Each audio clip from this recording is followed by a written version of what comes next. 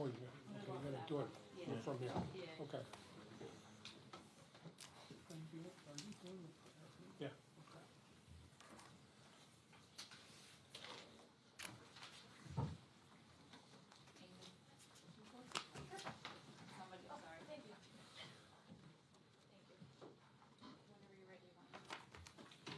Okay, are you ready? I'm ready. Now I'll call the meeting of the Carter County Board of Commissioners to order. Please rise for a moment of silence, prayer, and the Pledge of Allegiance. Lord, teach us to rely on your strength as we discuss issues that face our county. Grant us the grace that we may fulfill the duties entrusted to us. Help us to accept the responsibilities we have. May we be worthy leaders and make wise decisions for the well-being of all our citizens. Help us to find the peace and unity we need to undertake our business. Amen. I pledge allegiance to the flag of the United States of America and to the republic for which it stands, one nation, under God, indivisible, with liberty and justice for all.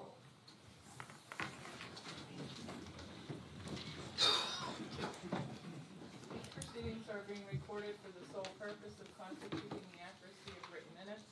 Tapes are reused, eliminating recorded records of these proceedings. Approval of the minutes of the previous meeting held July 22nd, 2021. Motion approved. Second. Mr. Arner? Yes. Mr. Lukasevich? Yes. Mr. Notstein? Yes. Are there any guests concerning county business? Hearing none, we'll move on. Next item is the presentation on the Veterans and Food Bank Program. All right, we have two young ladies here to present. A couple weeks ago, I met with them in Nazareth about our food banks, and they presented an idea to us, and that's why the Veterans Council is here and the food banks are. It has to do with a giveaway to the veterans. It's something that's needed in our county, and I'm glad that you're doing this. So, Nicole Bolin, if you would like to give your presentation. Also with me is Lindsay Park, she's the administrator for the military share program, so I'm gonna let her give an overview of the Move program. your mic over. Make sure the green light think is it's on as on. well. You just press the button. Is it on? It's on. Okay. Can you hear me? Okay, hi everybody, thank you so much. Pull it closer to you. Is this better? No, really green. A really green light. Yeah. Oh, yeah, there there we it go. is. Really green, Yeah. not light green. Okay, well, thank you. Thank you so much for having us here today. This turnout is really great, and we're excited to tell you a little bit about the Military Share program that we offer through Second Harvest Food Bank. So the Military Share program is one of the food bank's newest programs. We just launched it in October of 2020, and our goal is to have a distribution site in each of the 6 counties that Second Harvest serves. So we currently have a site in 5 counties, and Carbon County is the last one. So we're trying to identify a food pantry that's willing to host this program, preferably one that already serves a sizable community of veterans, as well as Reserve, National Guard, active duty military. It's open to anybody who is serving or who has served. And this is intended to be a supplement on top of what they might already be receiving at a food pantry. And we have put together, I think, a really nice, high-quality, healthy assortment of foods. So 1 military share per month includes a gallon of milk, a dozen eggs, 2 pounds of meat, a bag of fresh produce, some of which has been sourced from local growers, and finally a box of shelf-stable foods. So we provide those monthly, and it is done through our existing pantry network at Second Harvest. Anything else? Wow, that was quick. So how are recipients identified? So they are identified through the existing pantry network. So we don't collect personal information. We do have like an information sheet that all recipients have to fill out and turn into us, but we don't gather personal information. That's handled by the food pantry. So hopefully they have already established relationships with their local food pantry, and it's an easy addition. But we also provide these flyers if pantries are looking to reach out to new military members who might be in need of this extra assistance. And the main requirement, other than being a military member, is that they have to be at or below 150% of the federal poverty line. And so are the food banks in Carbon County already identifying individuals in Well, regard to their veteran status? I think that's where the plan is. That's where the Veterans Council comes in. I mean, they have ideas, and we want to do like a sign up. It would be at the American Legion in Lehighton, and that's, what is that, 314, right? Correct. 314, we'd have a sign up there. And the food banks are on board with it. And we're just trying to determine, like, are we going to have 20 in Lansford, or are we going to have 20 in Palmerton? You know, we really don't know how many we're going to have. Right. And I think even Ken from Palmerton had said about it that he has veterans, but they're already signed up, but this is additional food for them. You know, so I think we're going to have to like float with it on how it's going to work out for us that we can distribute it. And I don't know if anybody has anything, like Henry, do you have any comment to make about it? How I made you get involved? Well, I didn't really make you. Like when I presented it to you, like he said yes before I got the question out of my mouth. So. Good morning, Commissioners. My name is Henry DeRocher. I am the actual president of our Veterans Council here, representing all our organizations. American Legion, VFWs, Marine Corps League, the AMVETS, even though they no longer have a post, they still have members. And of course, we have the United Veterans Organization from Lehighton. Our concern is the fact is we have to find one central location, okay? And being the last of the 5 groups there, the areas, we asked the UVO from Lehighton if we can utilize their facility. It is the largest building of the veterans organizations in the county. It's centrally located within the county, so it's easy for anybody from each side of the county to come through it once a month. Okay. Questions do arise in regards to veteran status. If a veteran's deceased and a spouse with a family, how do they verify the fact that they're a family member of the veteran?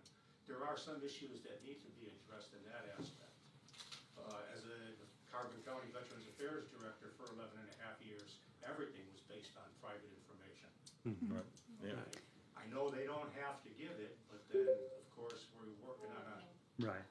personal basis, just to say, taking their word. I don't know how it works with the food banks. That's where we're gonna have to see how you prepare it and how the other 5 organizations, veterans organizations, are handling it, if they're working with you on those. I don't know that. So, what I would say is that our goal is to remove barriers and get people the assistance that they need. We're not looking to create, we don't want this to be a difficult situation for anybody. So we don't personally ask for more than somebody's word. That being said, we are not looking to,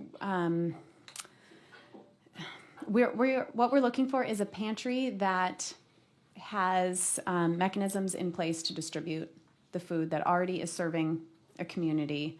And so that would be our preference, and that's how it's working in the other 5 counties where we've established distribution sites. We work with food pantries that are already part of our system. So I don't know if that answers your question as far as how information is gathered and who decides who gets the shares. Typically, it's a very simple sign-up kind of system. Okay. Yeah. Would it be a single site per county? Yes.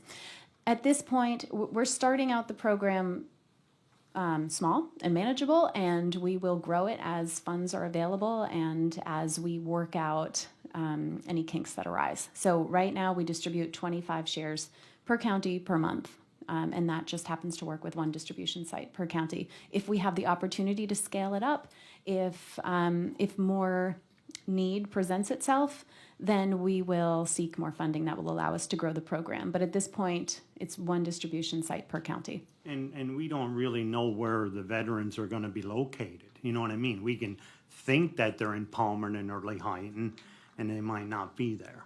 So I think, and did Legion decide on what date you just wanted to actually do like a sign up to see if people wanted it? I know it was was it the 7th and the 14th? That's what we asked for. Okay, okay, If I have a preference myself, but I'm not gonna take that amongst, I have members here from the council, so. okay, If anybody has a comment they wanna say, I was thinking most likely the 14th, okay.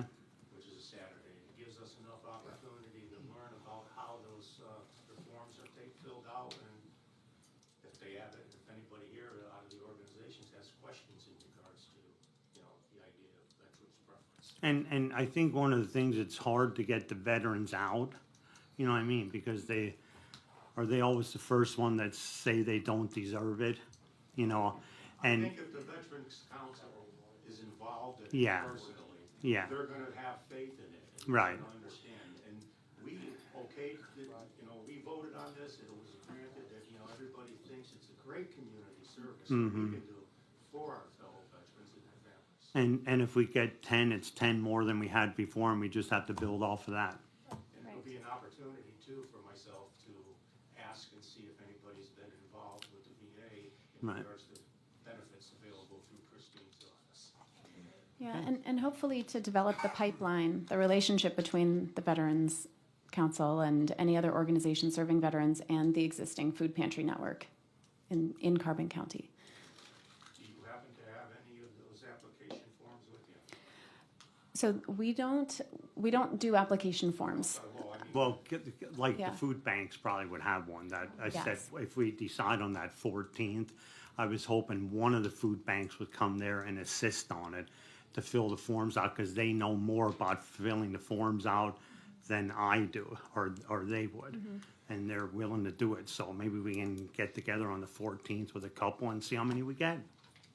Have they met with the Shepherd House yet to talk with the food pantries? Well, these are the Shepherd House people. two of 'em, Yes, yeah. 2 of them. And I did talk to Lehighton, and actually, like Lancer would be on board for it. But they're the ones that had the capacity. You know what I mean? They had the like Pam. She has the whole building up there. Like she could take 50 truckloads. But and I think Ken, you're a little bit limited, but Lehighton has some. But somewhere along the line, we're going to work it out that we can get this distribution out. I mean, maybe it can be built up that we can get it delivered there, and it might be at 2 sites. I mean, I don't know if it specifically has to be 1 site, but if 2 of them work together, like if they do it on a Friday, I think some of them do the senior boxes on a Friday. Maybe we could do it with that they could be shipped with the senior boxes, and then it might be able to be done at 2 locations. I mean, I know you said 25, I'm looking for 250. No. Okay. Yeah, if the need is there, we will work toward meeting it. Okay. Yeah, All right. in time. Just like to ask the members here that are with me, does anybody have a question for them? I learned it all from you. Okay, thank you. And I don't know if anybody wanted to introduce themselves, or Pam and Ken, or Okay, any further questions from the veterans or comments from veterans or the food pantries? I have one comment if I may. Yes. Think about where you're gonna store the milk and everything, right. and Right. vegetables. I have plenty of room for canned goods and things, but Mhm. when it comes to milk and fresh vegetables, unless they come the same day. Right. I'm dead in the water. I can put some milk away, but I don't have, Well, and that's what we're sort of looking at, that if it would be on a Friday, that they could deliver right on Friday and it's there, and then you have yours open from 9 to 11. You know, that's how we're gonna have to work it. Yes, Yeah. and that is how we've done it at the other sites. So, and that's one of the benefits to working with our existing partner agencies, that they already have days where they receive shipments of food. And so this is on top of that, they get it in the morning, and then they do a pickup maybe for 3 or 4 hours after it's delivered from the food bank. And then it has to be distributed that day. Okay, any quick questions for the media in case the veterans or our guests have to? Well, as far as identification, a VA card or your retirement military card for identification, it would be easy that way. But we don't. And if they put down their spouse or whatever when they're signing up, that would alleviate the problem of wondering if the veteran passed away, if they're still available to their spouses. Well, I think we can work that out as we're Okay. moving on. That would be up to the pantries. Yeah, Again, we yeah. don't collect that information, so whatever the pantries need to do to determine eligibility, we'll leave that up to them. Yeah, could you guys just talk a little bit about you said you started in October, that was when the first county, the success that you've seen in the other 5 counties so far with this program? Sure. So we, our goal was to distribute 25 shares per month to each site. So we started in October with the Tobyhanna area food pantry called Feeding Families. Because they serve a large military population up there, they were able to distribute 50 shares a month right off the bat. So, you know, we had success right off the bat with that county, and we duplicated it in the following counties, adding 1 distribution per month. And with the exception of Northampton County, all of them were able to distribute their full allotment every month. And then I don't know if this is a question, it would be a question for, but I mean, just about the need here in Carbon County. I mean, if there's statistics that we have that show why we need this program here in Carbon County. I don't know if that's Rocky, Henry, or.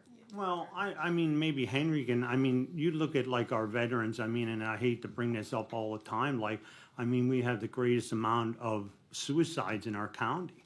And in fact, our drug and alcohol, or the mental health lady is going to, I think, where is it? Colorado, and Carbon County is gonna be one of the topics there at the national committee. You know, and Together with Veterans Program. Yeah, with that we veterans. started recently, and yeah, so, yeah, I think there's a need here, and like I said before, if there's 10, we want the 10, you know, maybe there isn't. And I think Ken had said that he was actually compiling a list in Palmerton, and didn't you have 20, Ken? He had 20, but then some of them are getting food already. So basically, they're signed up. You know what I mean? If, you know, but if you just get together with the, you know, the committee and say, okay, these people are veterans, and them 20 probably could get it. Yeah. anything else, we have to keep moving here. Amy? Just a quick clarification, when you're saying 25 shares, that's just like what, 25 boxes or? Yes, it's a box of the shelf-stable food, milk, eggs, meat, and produce. Just wanted to make sure on that. And then your name and spelling, please. My name is Lindsay Parks, Lindsey Parks. Okay, thank you very much. Kelly, you're good? Okay, thank you, ladies, for bringing right. this program you. to Carbon County. You're Thank you, done. veterans, for your You can stay for our service and, meeting. continue, You don't have to, service. but Okay, thank you, everybody, for coming. okay. Ready? Thank you.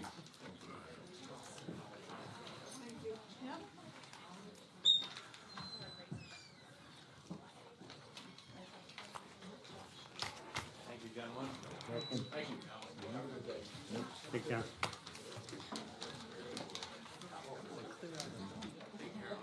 Take care. Lindsay, what was your title? Program Administrator with Second Harvest. Yes, of the military. Okay, great, thank you.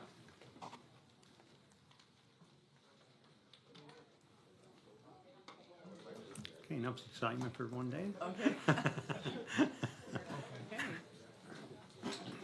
All right, let's, Okay, thank you. Okay, proceed. next item is the opening of bids for the Emergency Operations and Training Center via pen bid. Okay, this is a new to Carbon County. Well, I shouldn't say new, we've done it before with electrical contracts or bids for our electrical supply throughout the county and facilities. First for a construction project, and I picked a pretty good size project this time. Today with us on the line, I know you can't see him now, but previously you saw Freddie Lutz on the screen there, and he's the one that our go-to with pen bid and has been very helpful, and he's here to assure that things go smoothly. The bids. Good morning, everyone. Can you hear me okay? Yes, Freddie, if you want to explain the process before we actually do it. I'm sorry, what was that, Wayne? If you want to explain the process of how this works, so for the public's knowledge, what happened, how the bids closed, the timeline, and what occurs today. Yes, by all means. So thank you for that. So again, just for the public record, my name is Freddie Lutz. I'm a member of the Pendant team. So Pendant is an online bid management program. Traditionally, when public agencies such as the county have projects that go out to bid, it's a very time-consuming and laborious process that's done with a lot of paperwork. So between all the plans and specs that are made available to the bidders, a lot of back and forth with answering questions, and by using Pendant, that whole process is brought into the modern age and done online. So it saves both the county and the bidders the additional cost and labor of dealing with paper. So it's kind of true with a lot of things nowadays where things are going into an e-format, and Pendant helps alleviate this process for public agencies. So this project was advertised a little while back, and I know I was actually speaking with Rhonda Wenrich, who's the purchasing person there at the county, a little bit earlier this morning, because she started getting some last-minute emails from the system notifying her that bidders were starting to submit their bids. So what we found interesting is earlier this morning there was only one bid on there, but when the bids closed just a few minutes ago, there were now 14 bids submitted in the system. So it goes to show you that bidders, they do wait for the last minute, but as is pretty much true all the time, they always come through. So today, as a part of the bid opening, what's going to happen is Mark Sverchek, the county controller, who's the person that has the authority to open the bids, is actually going to conduct the bid opening by logging into the system via his account. So I don't know, Mark, if you are logged into your account and have that pulled up on the screen there. I am, Freddie. I'm just, since it's the first time, I'm just not exactly sure where to go here. Okay, so what I'm gonna do then, and if you don't mind, I'm gonna do this on my side, Mark, is Okay. I'm actually gonna make you the presenter.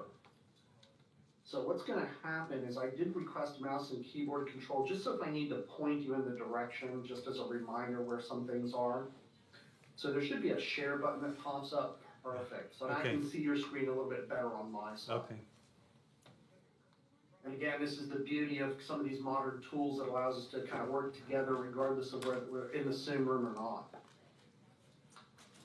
So for this particular project, we're going to go over here to the bids tab, which is where the county's projects are located. And by default, it shows bids that are open for bidding, but yours just closed to the public for bidding. So if we choose this, it will now display the bid that we're looking for. So what we can do is go into the project by clicking on this hyperlink, and we can see up top here there is a summary of how many bids were received. Now, one nice thing is that Mark doesn't have to worry about paper cuts now, because if you had 14 envelopes to open in the traditional world, he'd be sitting there opening those envelopes up all day. But for today's purposes, we're going to come here to the response tab. So this is where, Mark, you're actually going to take the action of opening the bids. So if you notice in that bar, that light blue bar that kind of goes across the screen, there's two buttons. One to open the technical elements of the bid, and then to open the pricing. So if you want to go ahead and click either, we're going to do both of them, so you just click whichever one you want to start with.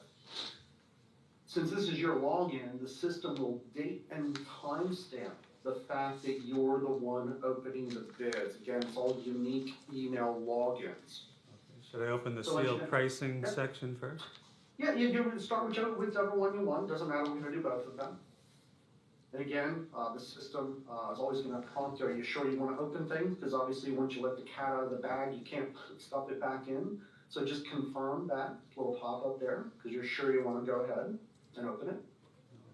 There's no button. Yes, Reduce the go-to meeting sidebar so you can see the move forward. Should be able, check the double arrows, Mark, see if that'll reduce it. See Yeah, the little double arrow should minimize the window. Yeah. To see it right above the mic and video icons. This one? Up there. Yeah. All right, you see confirm? Yeah, Oh, there I'm it is. sorry, Yep, okay. there we go. Yeah, I'm sorry, I can't see your GoToMeeting Right, control panel. okay, very good. Yeah, so the pricing elements have been open, and Mark, while you're at it, why don't you just open the other elements as well, so open the technical sections as well. Okay. Same process. Okay.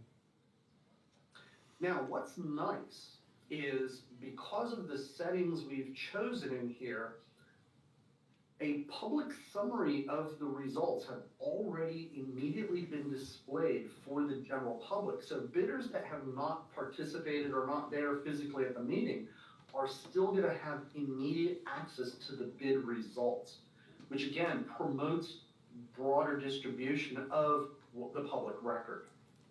And as you can see, as you're scrolling down there, Mark, we can now see a listing of all the bidders who have bids submitted, along with various documents they've submitted as well. But if you want to scroll back up to the top of the page, the most important thing that everybody's probably wondering is, okay, where do we go to see the pricing? Because that's usually the big moment of the element of surprise. So we're going to go to the analysis tab, correct. Your inclinations are correct. And then we're going to go to the pricing sub-tab. So right up at the top of the screen there's two tabs below the lower set. We're going to go to the pricing, that is correct. And now what we're going to see is that the system has tabulated and organized all of the bids for us. So unlike the paper process where we're opening them up and reading them off individually, but trying to keep track of who's bidding on what and what their prices were, that's all done for us automatically. And Mark, let me grab the mouse from you for 1 second. We can see the system has organized the bidders by numerical prices.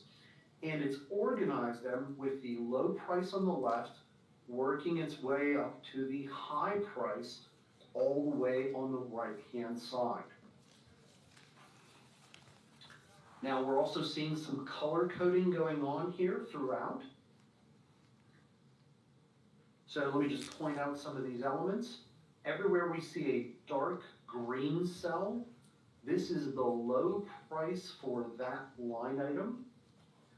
Everywhere we see a light green cell, that is the second lowest price for that particular line. And you're probably also noticing there are some numbers here that are in red text. These are actually above the average for that line.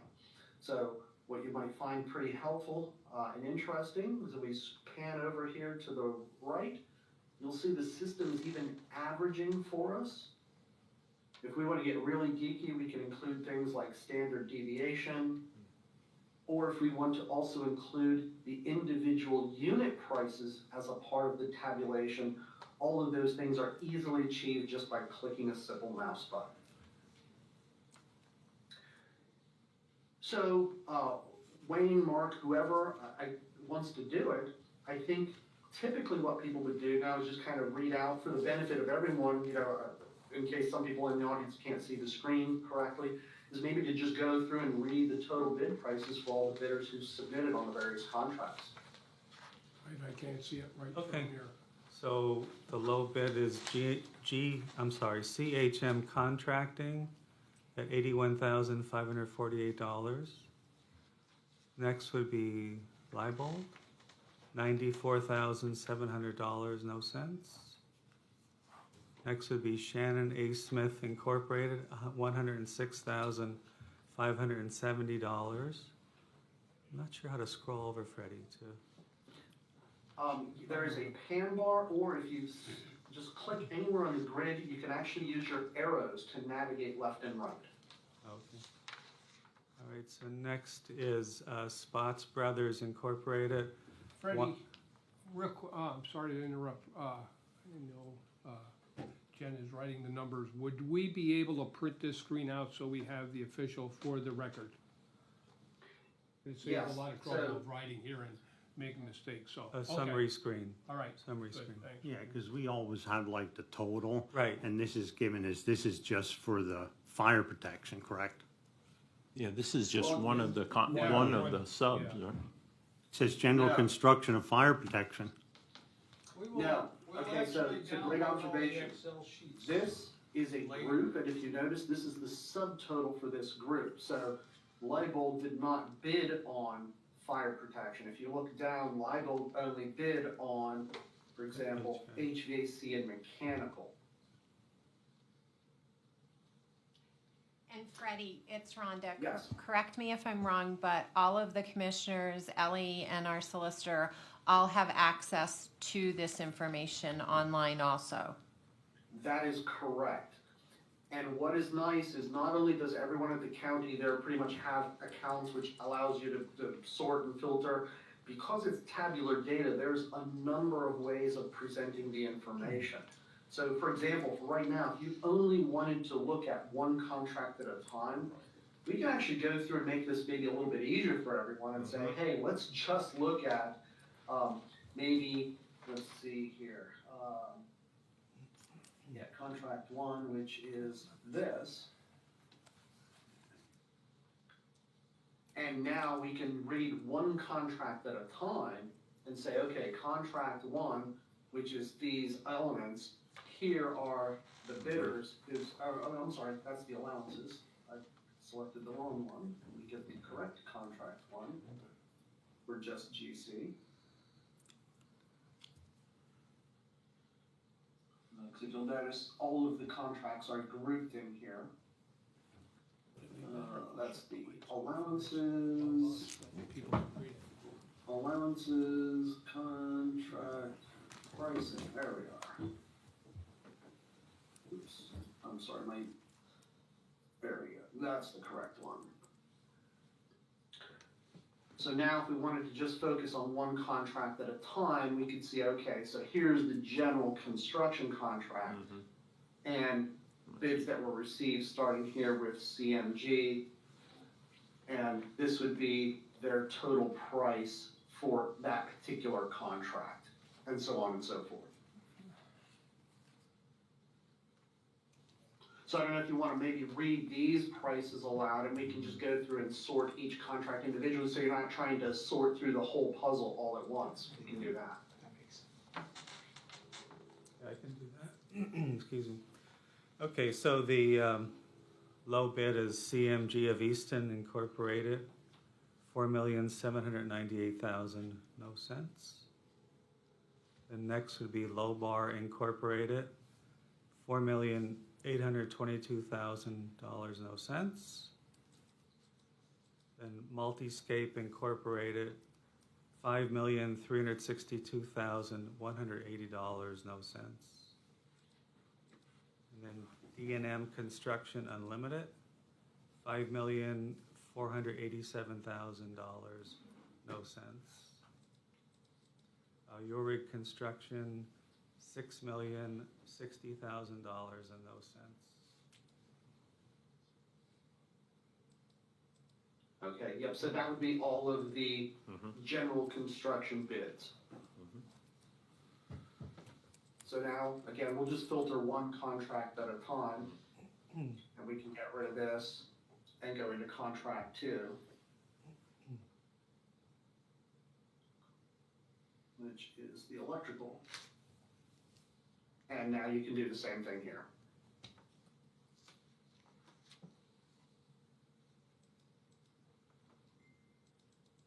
Now this is ratios, Freddie, not pricing. Actually, yeah.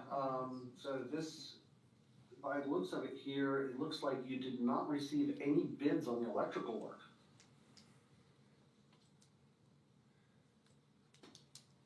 Is it possible that, or legal, that part of that could have been included in the general? Or nothing, stuff like that, Tony? Not that one. Fire protection was, but not electrical. You know what, let's just take a look all the way over. Did we get all the way over to the right-hand No, side there? I didn't see anything.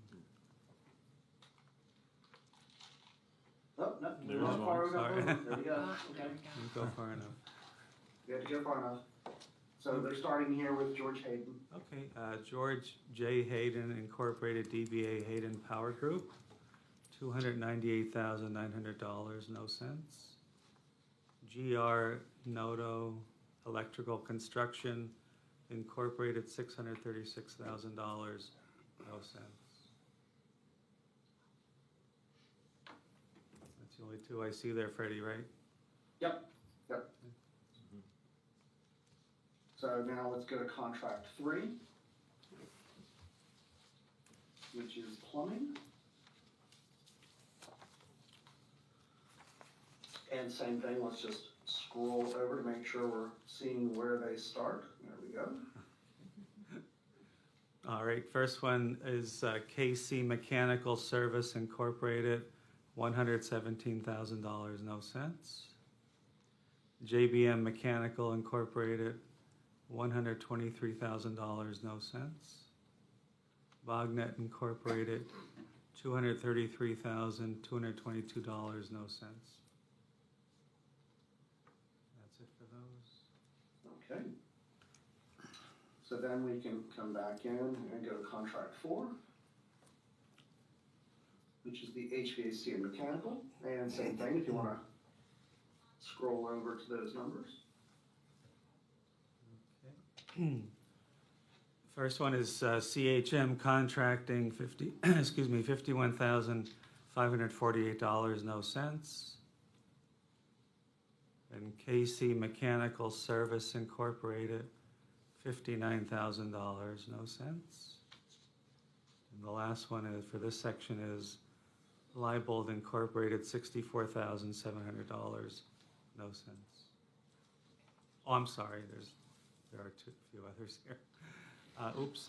Shannon A. Smith Incorporated, $76,570, no cents. Spots Brothers Incorporated, $89,800, no cents. JBM Mechanical Incorporated, $109,300, no cents. And Bognet Incorporated, $139,111, no cents.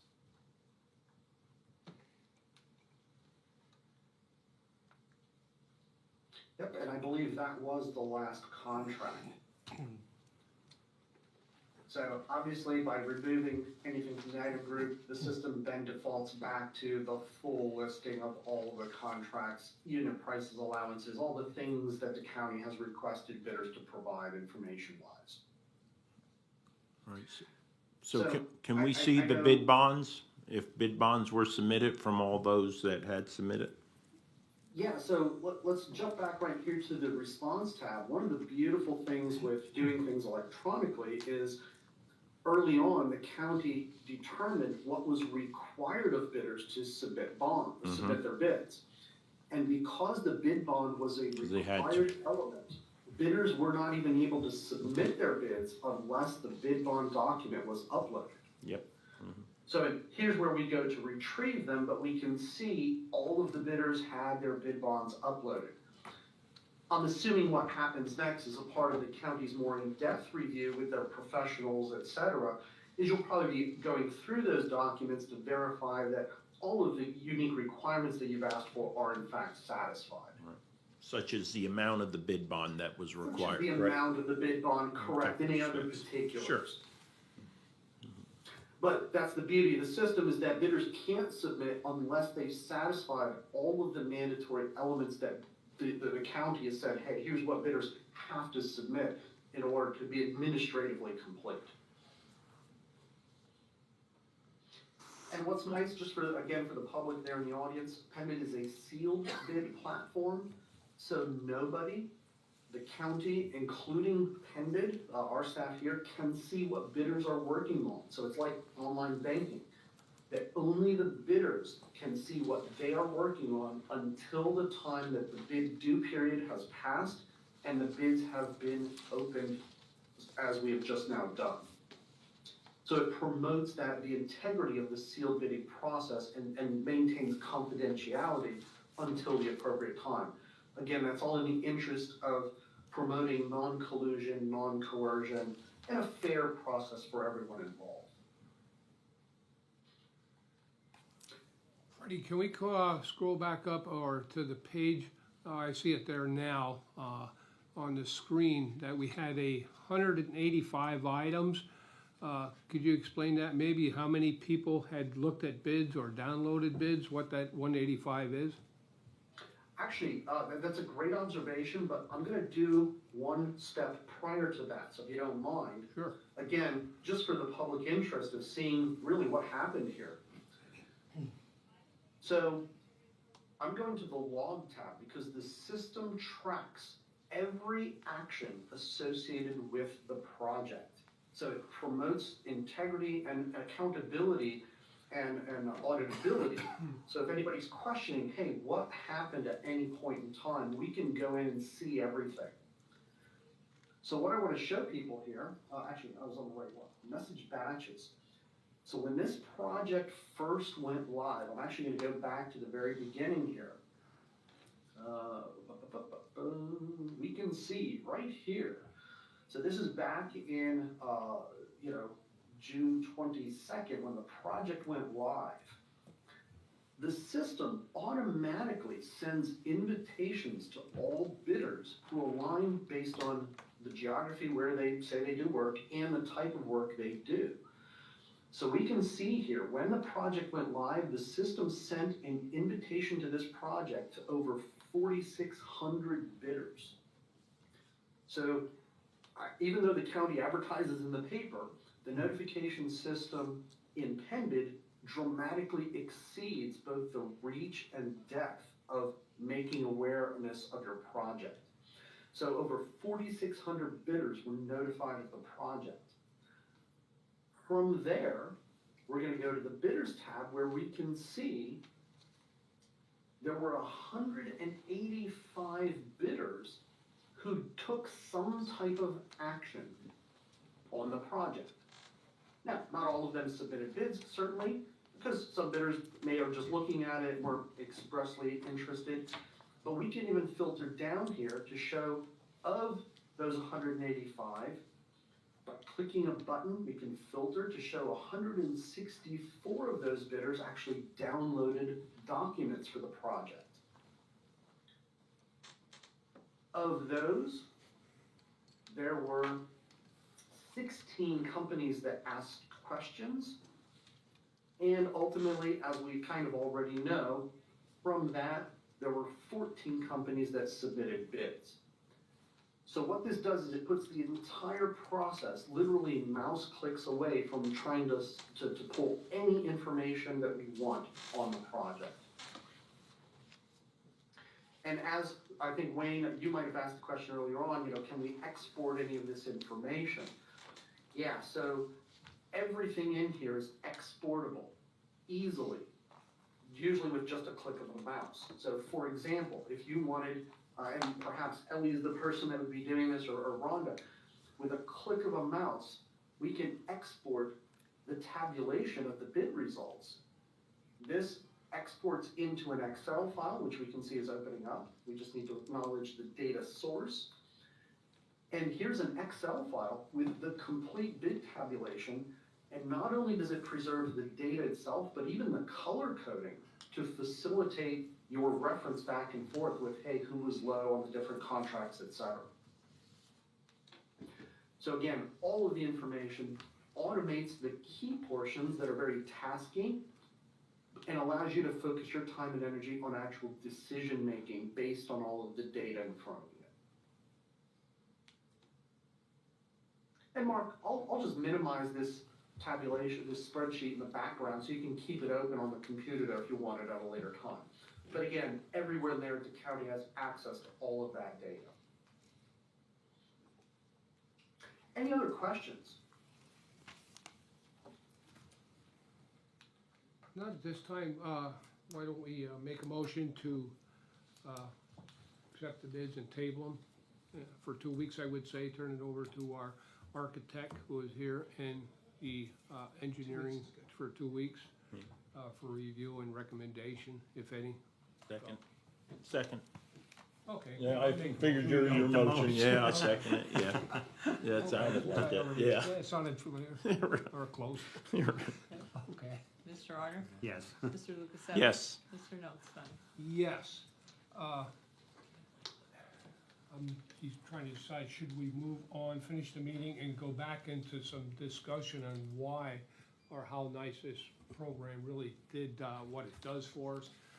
You can see from what Freddie said, you know, it went out to 4,600 people, and with due respect to the media, how many, you know, people really look at the documents, and going back to our purchasing department, we never get that amount of replies for any other project, even major projects that look into it. And this certainly gave us an opportunity to reach out to a lot more potential bidders. And there's others we'll go into. Let's finish the meeting and we can go back to that and under further business. Big Run. Quick question, just for clarity, who's reviewing the bids in the 2 weeks? The architect, Steve Elton, Elton Architects, and Tony Ganguzzo of Oil Construction, the construction manager. And the solicitor. And the solicitor, of course. Okay? Right? Okay. All right, ready to move on? Well, unless you guys have any questions, again, thank you so much. I was glad to see great participation on your project there. Obviously, it's the one thing we can never guarantee. You know, we can guarantee a smooth bidding process, but ultimately you're at the mercy of the bidders wanting to participate. So it's always good to see that at the end of the day, they do come through. Well, thank you for your continued support there and helping us out with this program, and I'm sure we'll be in touch for other projects. Any questions you have, actually, I'm already working with Rhonda on the next one, but if you have any questions on the bid opening, especially for the solicitor, the architect, engineer, again, just reach out to me and we can get into some of the finer points with your review and accessing the data. If we're gonna get off, news media, have any quick questions for him? Okay, we're good then. Okay, thanks, Freddie. Thank you, Freddie. Thank you, everyone. Have a wonderful rest of the day. You Thank too. you, Freddie. The next item is the report of executive sessions held. There was one executive session held this morning at 9 a.m. for personnel reasons. Department reports, the budget transfers. Motion approved. Second? Mr. Arner? Yes. Mr. Lukasevich? Yes. Mr. Notstein? Yes. There were no supplemental appropriations. Expenditures, approval of check numbers 222-433 through 222-589 for expenditures to the general fund clearing account totaling $3,739,033.93. Move to approve. Second. Mr. Arner? Yes. Mr. Lukasevich? Yes. Mr. Notstein? Yes. The treasurer's report. Move to accept. Second. Mr. Arner? Yes. Mr. Lukasevich? Yes. Mr. Notstein? Yes. At this time, I'd like to call on our county treasurer, Ronnie Sheehan, give us an update on the doe licenses. Sure. So, thank you, Commissioner. And for the press, I have this printed so you don't have to write, scribble the numbers down. But just to give you an update, we are finishing our third week and the first round of doe license processing. Bonus round will start Monday, August 2nd. So as of yesterday, 7/28, Carbon County Treasurer's Office processed 5,286 doe applications. We had sent out 129 rejections, which wasn't too bad considering the volume. Most of those were for reaching personal limit, which means they probably had more than one application throughout the system and another county, or we had previously received an envelope and processed it for them. But they're only entitled one in the first round, and most of the rejections were that they had reached their personal limit. The reason the rejection rate was so low is that all rejections go into a bin for my review, and if we are able to fix them over the phone, we do that. So we try to get as many doe licenses in their hands as possible. The first 2 weeks of processing, those which we processed between July 12th and July 23rd, were mailed yesterday on the 28th, so people will start receiving their actual licenses. Those processed from 7/26 to tomorrow, which will end the first round processing, will be mailed August 6th. And previous week's processing will be mailed the following Friday. This allows us to ensure that all of the checks clear before the licenses leave my office. As of this morning, July 29th, there were 2,638 licenses available for Wildlife Management Unit 4C and 18,361 for Wildlife Management 3D. Those are the two districts that cover Carbon County, the dividing line being the Pennsylvania Turnpike as it crosses the county. These wildlife management units will be available for the beginning of the first bonus round starting August 2nd. Hunters should mail the applications Friday after 10 a.m. Reason being, I have to pick up my mail on Friday, and any applications for the bonus round that are received Friday morning by law have to be rejected because they arrive too soon. Reminder to everyone that the cost of a doe tag has increased from $6.90. This year it's $6.97. Why they didn't round it off to $7 is a mystery to many, but it is $6.97. 4C will sell out early, so we're encouraging hunters to put down a second and third preference of wildlife management unit. Once a unit sells out and it's their first preference, we automatically default and try to give them their second or third choice if those choices are available.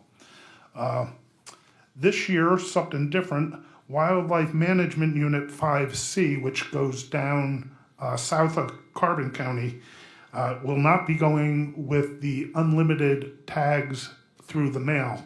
In the past, that has created a problem for my office because it kind of clogs our system in processing ones for 4C and 3D in a timely manner. 5C has in the past had unlimited tags available, which means as long as they sent them in a pink envelope, they could receive 3 in an envelope with unlimited. And with Lehigh County not being an issuing county, it fell to us. We got a lot of applications from the Slatington, Walnutport, New Tripoli area, which kind of clogged our system. So I'm thinking our bonus round should go a lot smoother this year without all that excess licensing for 5C. So again, I have all this written down for the press, but our office has been working very hard to try to get everyone the doe tags that they need, and next Monday starts the series and the process all over again for us. Thank you, Ron. Okay. Next item, correspondence was received as listed. Copies will be made available to the press upon request. Personnel. Oh, I'm sorry. Jumping the gun here. Okay. Personnel report. So move to accept, and I think we'll probably have a discussion, but. Yeah, second on discussion. You want to start, Chris, or? Yeah, I'll say first, I'll refer to, I'll be abstaining from the Megan Crozier's status change because of being family. But more importantly, the clerk of court has an appointment, and obviously she has certain authorities. But again, I want to mention that, the Board of Commissioners had previously indicated through the firing, quite frankly, of Gregory Mousseau that we lost confidence in his ability to operate and manage his office. So it would be, of course, hypocritical and inappropriate to accept that appointment. And that's all I have, Rocky. And I mean, with the exception of Megan Crozier, I mean, I want her to get the job, but with what Chris said about that, I mean, we released somebody from here, and I think we just have to stand on that. But it is up to the department. If they want that person hired, we can't stop it. But I think that's where we all stand on that point. I don't know what, Wayne, if you don't want to get, okay, me and Chris will be the bad guy, all right? No, I agree with them, and what happens, I guess, although we don't agree with the appointment, I'll vote yes on all but that and abstain on that one, or not vote, because it goes against our grain a little bit. But it's up to the elected official to appoint So the appointment will go through with or without our vote. Basically, it's the same with courts or any other row offices that, it's their decision, not ours. And, so it will go through. Our vote for those positions is basically an acknowledgement or approval, I guess you could say, for that particular person to be hired or fired. So, okay? Okay, well, I'm gonna call for an official vote so that we have your vote Okay. correctly noted in the minutes, okay? Okay. Okay, Mr. Arner? Yes, on the personnel report with the exception of the solicitor for the clerk of court's appointment. Okay, How's that? okay. Mr. Lukasevich? Yes, with the exception of the clerk of court's appointment for that solicitor, and then abstaining from Megan Crozier's appointment. And Mr. Notstein? Yes, except for the position in the clerk of courts. Okay. Okay, now, correspondence was received as listed. Copies will be made available to the press upon request. Okay, advertising. Authorize the advertisement, canceling the August 5th, 2021 meeting of the Carbon County Board of Commissioners and rescheduling the Salary Board meeting to August 12th, 2021. Motion approved. Second? Mr. Arner? Yes. Mr. Lukasevich? Yes. Mr. Notstein? Yes. Courthouse elevator, authorize the advertisement of the invitation to bid for the courthouse elevator modernization on Penn Bid and the local newspaper. Move to approve? Second. Mr. Arner? Yes. Mr. Lukasevich? Yes. Mr. Notstein? Yes. Children and youth, addenda to extend the rates of the following 2020-2021 purchase of service agreements for 180 days from the fiscal year ending June 30th, 2021, or until finalization of the fiscal year 2021-2022 contract for the vendors as listed. Move to approve and execute? Second. Mr. Arner? Yes. Mr. Lukasevich? Yes. Mr. Notstein? Yes. Courts, for approval and execution, a proposal submitted from Victor E. Muncie Incorporated of Pottsville, Pennsylvania, to purchase and install 3 solid core wood doors located at District Court Office in Lansford, Pennsylvania. Option price number 1 at the cost of $3,780, which will be funded by an AOPC security grant. Motion approved. Yep, And second. execute. Mr. Arner? Yes. Mr. Lukasevich? Yes. Mr. Notstein? Yes. Human Services, for approval and execution, the Human Services non-block grant plan for the fiscal year 2021-2022 state fiscal year for Carbon County's HSDF and HAP programs, plans for the Carbon Monroe Pike MHDS and drug and alcohol are submitted with Carbon County's Human Services Development and Homeless Assistance Plan. Move to approve and execute? Second. Mr. Arner? Yes. Mr. Lukasevich? Yes. Mr. Notstein? Yes. Purchase, Edwards Tax Claim. For approval and execution, the purchase of service agreement with Edwards Business Systems of Wyomissing, Pennsylvania for an HP LaserJet printer at a cost of $925, .0167 per black and white copy, billed quarterly.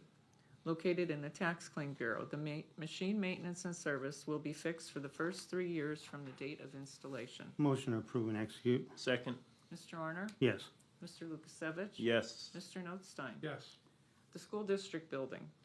For approval and execution, an agreement with Boyle Construction Management of Allentown, Pennsylvania to provide professional construction management services for a feasibility study to include architectural, mechanical, electrical, plumbing, civil engineering, and environmental testing relative to the Jim Thorpe School District Administration Building located at 410 Center Avenue, Jim Thorpe, Pennsylvania. This agreement will be mastered by Boyle Construction on a time and material basis and will include MKSD Architects, $19,800, Snyder Hoffman Associates, $4,320, Carbon Engineering, $4,880, and ACM Associates for environmental testing, $5,075, but this is only based on the number of samples needed. Move to approve and execute on discussion. Second on discussion also. I'm just going back to the beginning. When all these projects started, we had the 44 building and the 76 that we were renovating. And our next step that I thought was gonna be was the courthouse, and we are looking into that.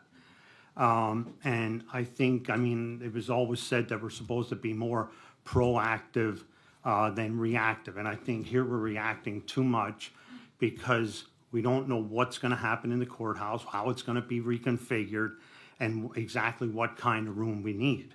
And I think the discussion, I mean, it was a little, whatever was going on for the last week or two, it was put on the market again. I was told that they had buyers.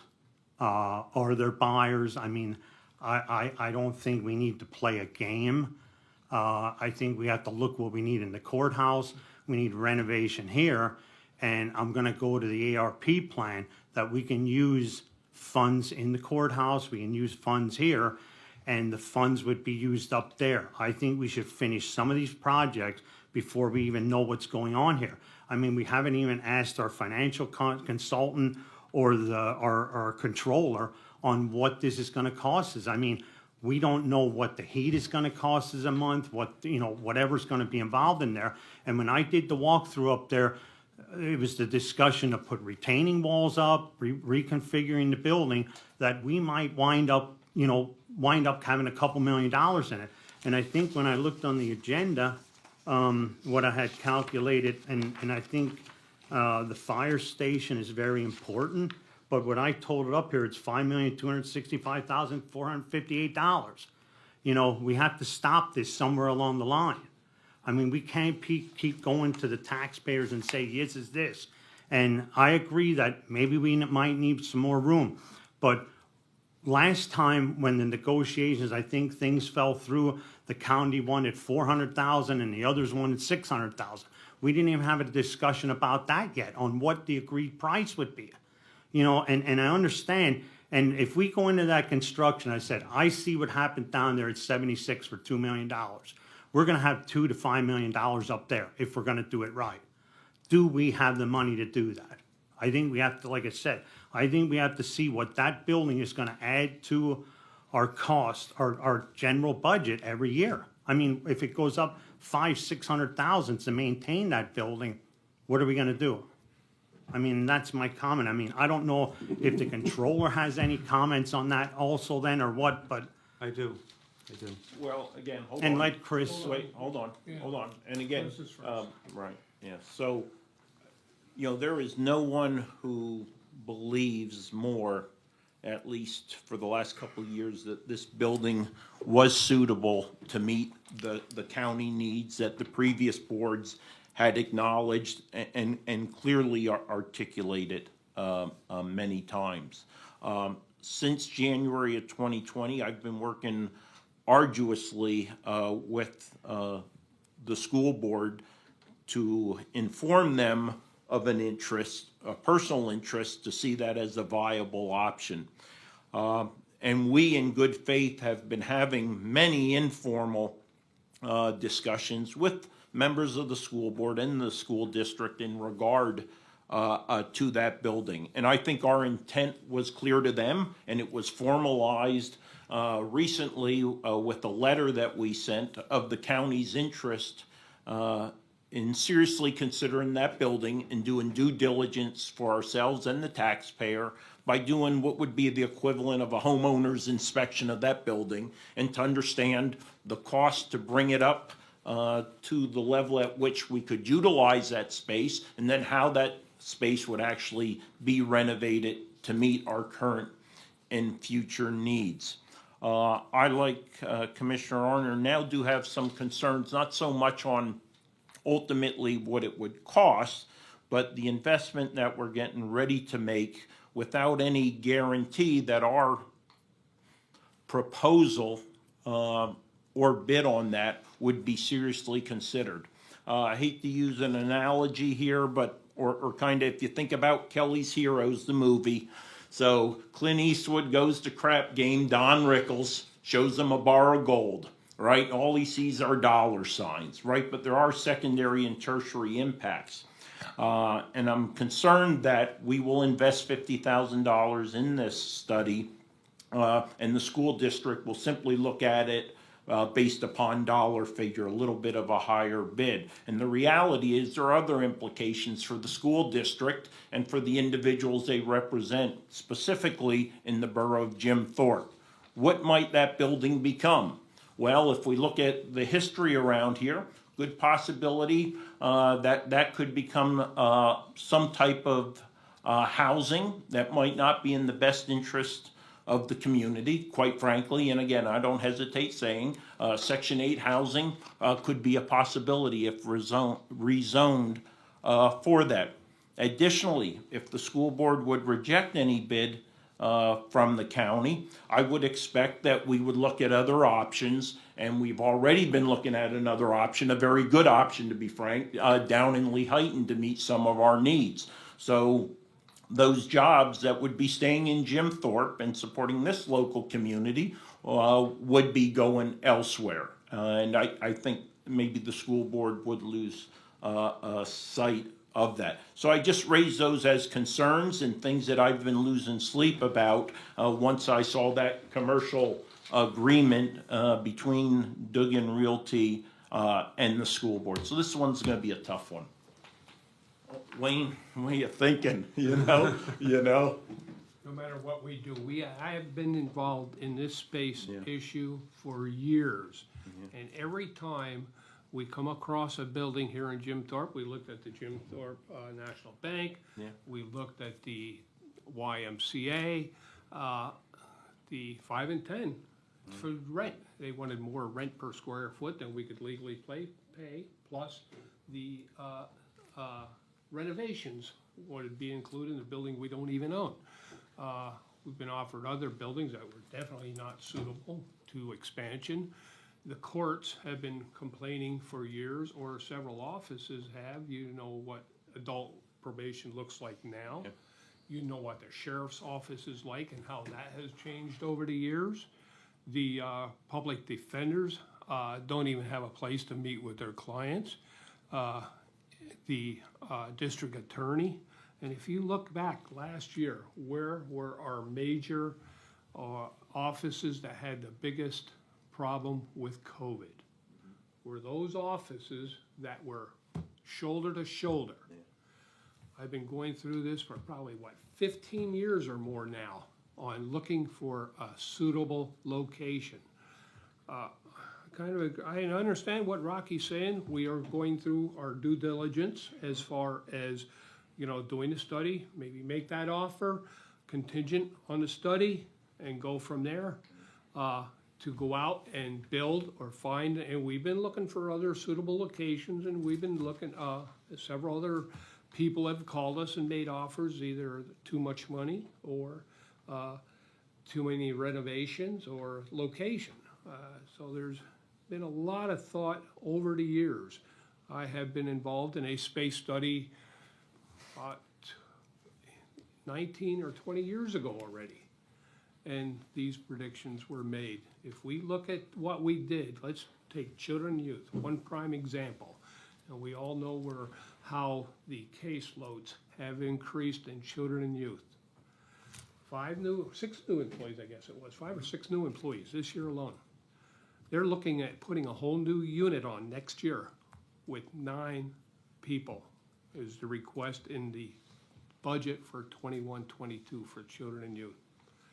Because of the caseloads, it is getting worse all the time.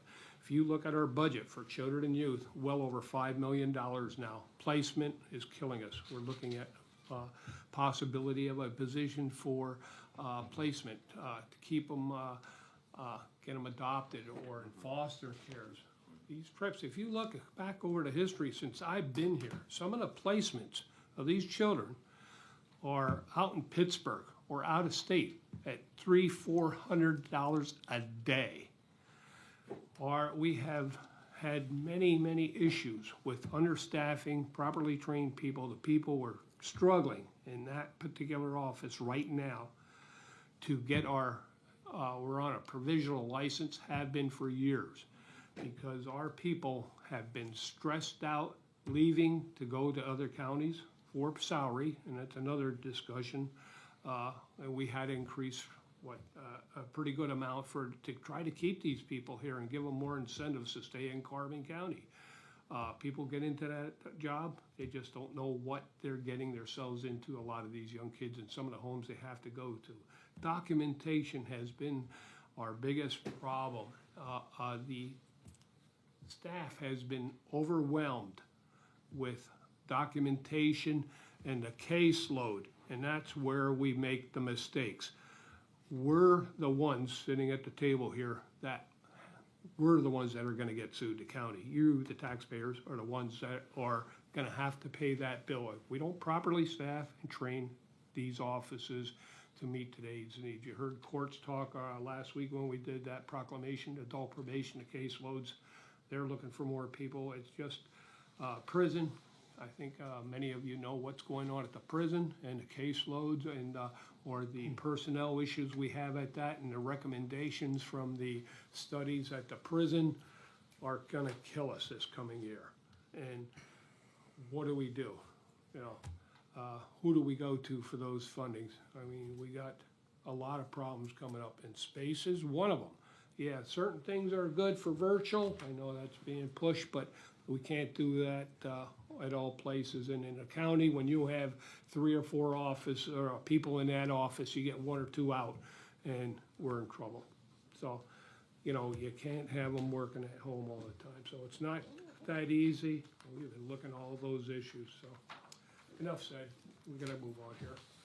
Okay. Mark, do you have any comments? Yes, just a few comments, and I appreciate the time. I certainly don't have a vote in this, and I'm not telling the commissioners what to do, but I have the privilege of serving with the 3 commissioners on the salary board, the prison board, and secretary of the retirement board, so I think I'm a little more attuned to what's going on in the county than maybe some other office holders. And I think the challenge with looking at these older buildings, whether it's in Jim Thorpe or elsewhere, depending on its condition, those of us that live in older homes or own older buildings know that typically they're less energy efficient, they have higher maintenance costs and operating costs, and the big one is the renovation costs can be substantial, because a lot of times you're gonna run into perhaps asbestos or mold, and Rocky's the contractor. I'm not a contractor or an engineer, but having owned a number of buildings, I know these issues present themselves. Yes, I know we have a space problem. Yes, I know we need to solve our space problem. And our beautiful county seat of Jim Thorpe, it's a great town. My wife's from here. We used to live here. I think the challenge in Jim Thorpe is the topography, the traffic pattern, the parking, and of course it's on the tourist map of almost all tourists now, create its own set of challenges. So the other challenge I think in that location is the road accessibility, and our county treasurer lives up on Center Avenue. He may speak to that as well. But I think you have to think of a lot of things, not just the cost alone, but the costs are important. And we have been doing our due diligence there, I think, on all those issues. There are so many issues, and we've been batting this around for years, so. Well, the other quick thing, Commissioner Notstein, is I don't know if the school district would share any operating cost data with you, or maybe they have already. It's all in their budget. I've already looked at the 2019 budget. That don't have it off the top of my head, but I did that also for the 44 project also. So it's readily available. They put it in their budget. Oil, maintenance, all that is there for their buildings. Okay. Yeah. All right. Thank you. Yeah. Okay. The treasurer wanted to make a comment. Yeah, might as well throw my 2 cents in.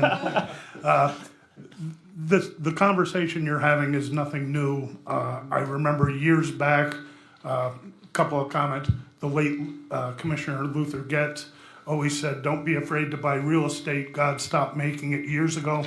And Dean DeLong, former county commissioner, the late Dean DeLong, always said that Carbon County is always going to expand. It's never going to get any smaller. So, the problems you guys are facing have been problems the county has had for at least the last 30 years.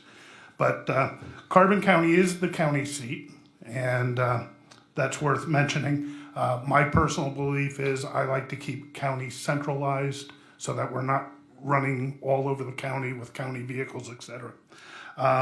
However, the county should not feel pressured into purchasing this property. If the school district has other plans and wishes to move forward, if the commissioners are not properly informed, let it go, okay? You guys are on the right track. You don't know whether it's going to be feasible until you do the study. And you don't want to buy the building without the study, because you could end, to do the study is a smaller price to pay than to buy the building and find out you can't use it. The controller makes some valid points. There's going to be some increased costs, just like when we built the prison, when we broke EMA and 911 into its own building. Whenever you do that, there are operating costs involved with the heating, the electric, internet service, telephone, etc. So the controller is right. You have to look at those costs, and it sounds like the commissioners are doing it. But so I think the process is correct. You do need to do the review. But if the school district decides to move ahead and you don't have the review done, let the building go. This is the intent. We had the appraisal. We know what it's appraised at. And the intent is, I'll say it, is make an offer contingent on that study. That's why that motion was passed today. Yeah. Before they put it on the market. They just say, no, we're putting it on the market.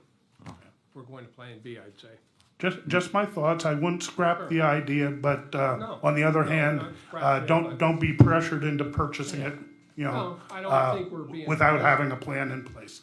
No, I don't think at this point we're, it's the pressure to purchase No. it, I would say. No, It's because say, we do okay, have other either- options. Exactly. Yeah. Yep. Either you're gonna sell it at this price, or we move on. Yeah. Right. We're Okay. at that point now. Just wanted to make the point. Sure. so Okay. We have the motion on the floor regarding the approval of the agreement. It was a, Mr. Arner, I will have to say no.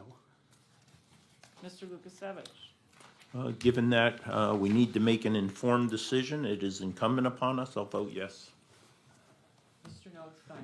And I'll vote yes.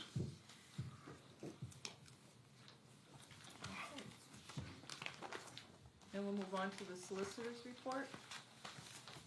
At Parks and Recreation, a special activities agreement submitted by Melissa Burke and Sean Hurd of Palmerton for a beach wedding on October 13th, 2021. Motion to approve an I execute. wanted that one. Oh, All okay, right, go ahead. second. No, No, good. I'll second That's it. a good one. That's a No, good I'll positive second it. one, Okay. I Are got you the the best second. man? Right. If you're the best man, Yeah, there's a conflict of I interest. would have abstained. Okay, Mr. Arner. Yes. Mr. Lukasevich. Yes. Mr. Notstein. Yes. Next item is a resolution in support of the bipartisan U.S. Senate and House bills protecting the current designation of the metropolitan statistical areas on behalf of the NEPA Metropolitan Planning Organization. Motion to approve and execute. Second? Mr. Arner. Yes. Mr. Lukasevich. Yes. Mr. Notstein. Yes. Tax assessment for approval and payment. A communication was received from the Tax Assessment Bureau verifying that Robert Schramm of Washington, D.C. is due a refund in the amount of $171.42. This is due to a subdivision map that was filed combining the property with 4 other properties. The refund is based on the years 2019 and 2020, which were both paid in the discount period. Move to approve and pay. Second. Mr. Arner? Yes. Mr. Lukasevich? Yes. Mr. Notstein? Yes. Further business? Hearing none? You have further business, Mr. Notstein? No, I just wanted to touch a little bit maybe on the pen bid and some of the benefits of it. Steve, if you would, you show them that stack of paperwork there that I think we would have had to supply all that stuff had we gone on the paper trail. And if you go, The cost is incredible, just to get one full set of drawings, and usually you provide 2 to a contractor. so yeah, the cost of that, plus I think a lot of contractors may not even purchase usually we charge a fee for those things. So this took away that fee for the contractors. They get to view all that stuff and how pen bid works. They only get a fee from those that get the bids. That's how they operate. And they are expanding to other states now. But one of the other big benefits was, well, you didn't have to mail out a lot of this stuff. When we get questions or clarifications on any of those bids, somebody has a question about it, they put it on pen bid. The construction manager or Rhonda or the architect, all, they answer those questions. Everybody sees the same question, they see the same answer at the same time. Otherwise, question would go to purchasing, to Rhonda. Rhonda would have to talk to the other people, get the answer, and respond to all those bidders. Can you imagine, in this case, where we're down to 114 people, but there were certainly a lot more that asked questions. And that is extremely time-consuming and a cost. So it is streamlining the process. I know it went long this morning, but I felt it was extremely important that we explain the process so everyone in the room really understands the process. It's a secure process. Only the controller can open a bids, although we can go in and look at the bid documents. And if you go in there and look at it and see all those bid documents in there, that's only a small portion of what is online that they have to read and look at. And some of the, and you could tell these people were reading it because of some of the questions. They were just little questions that, that had to be answered that, okay, if one person has that question, I'm sure there's 2 or 3 others out there that had that question or may have missed it in the spec. So I hope we, we'll get better at it. I mean, and controller will get better at the screen and learn how to do this on his own within the next couple of contracts. But yeah, I think it's going to be a cost savings to the county and manpower as well. It's going to be a big help to us going to this new system. And there's 2 or 3 municipalities that I'm aware of in the county that already started using these. And I think it's one of the best moves we've made. So. Okay, that's why I wanted to discuss a little bit on the further business. Commissioners' reports, Mr. Arner. No, I think I said pretty much today. Mr. Lucaselli. Yeah, I personally and publicly want to recognize the commissioner's staff for the last 2 weeks while I was out doing some recertification requirements. I did not have to abstain from any vote last Thursday or the Thursday prior, and that was all due to the hard work and effort that the staff made to ensure that information was flowing to me in a multitude of ways, from phone calls to scans and things of that. So thanks to everyone in the Commissioner's office for helping me be successful in what I had to do over the last couple of weeks. That's all I have. That's all I have. Nothing further today. Meeting adjourned. All right, Amy, first. Hello. Is there any way of getting, I know you guys are looking at exporting the figures with the bids. Is there any way of just getting the breakdowns, because trying to write everything down? I think we just download it, just like an Excel file like you saw Mr. Lutz. Okay. Is it possible to get it digitally versus printing it out? Just email it to you, right? Yeah. We can. We'll look into it, see how we can get that. We can do it. And I believe that's it then. Thank you very much. And that's all I had. I just have a few things that I wanted to clarify. So as far as the food bank program, so they're still trying to pin down a location for that, right? Well, when they have the sign up, then we're going to know where it's needed. Like right now, we could say, okay, they're going to do it in Huntington, and we might have 50 people in Lansford, so maybe we could do the Lansford area up there, You know, it's almost like till we get the applications and we really won't know where the location is. And if it is, it could possibly be at 4 locations, because if everybody would do them senior boxes on a Friday, which they usually do, it could be dropped off at them 4 locations. It could be done at the 4 locations, but until we get the applications, and we won't know. And that was that August 14th date that Yes, you guys were talking about yes. to have sign-ups or Yes. whatever? Okay. And then for the elevator, the courthouse elevator, could you just touch on what that project's gonna include, or is that set as far as? Pretty much. Replace an elevator. Yeah, everything. Yeah, the old one, right when you walk into the courthouse is, probably as old as Ron. So we're, yeah, it's, hasn't had a major issue yet, but we certainly don't want a major issue. It's gonna be a inconvenience for those. We'll have to make arrangements to use the other elevator and come in the back way for the courtroom for those that need the elevator. It's gonna take maybe up to a month of, construction, so we're looking at different options as far as, probably in the bid, we'll have 2 options.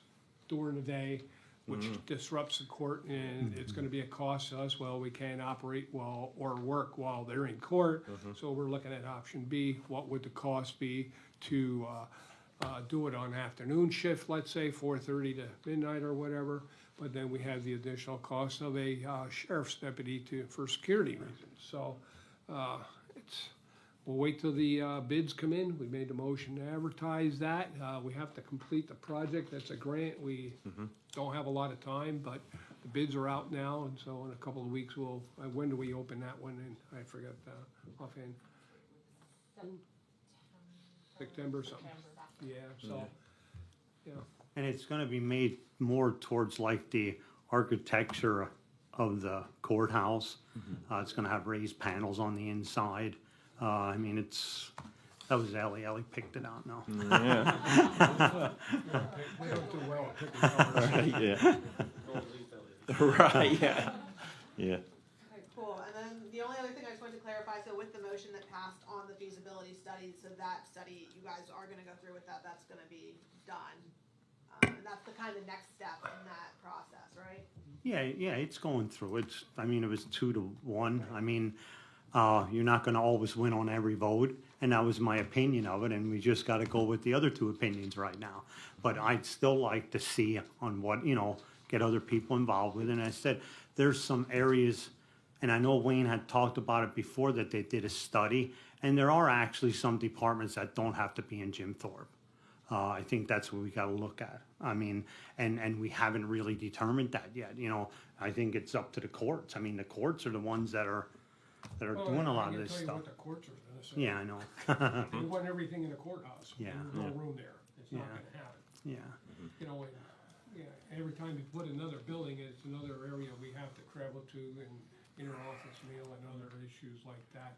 Some things we can get away without that, inter-office mail, but there's always, and you go back to what Mark is just saying there, the more buildings we have, there's travel time involved.